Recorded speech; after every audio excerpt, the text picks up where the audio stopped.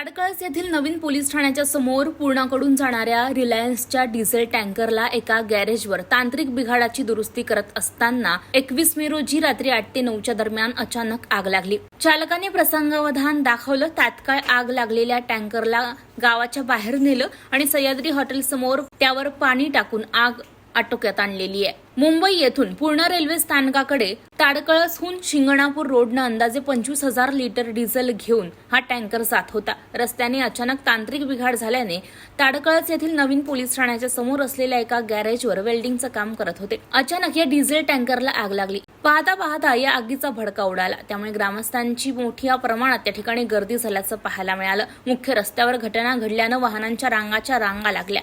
आग वाढतच होती। प्रसंगावधान दाखवत टँकर चालक अशोक शिंगोटे यांनी तात्काळ गावाच्या बाहेर 1 किलोमीटर अंतरावर हा टँकर नेला आणि पाणी टाकून आग आटोक्यात आणलेली आहे। सुदैवाने यामध्ये कोणतीही जीवितहानी झालेली नाहीये।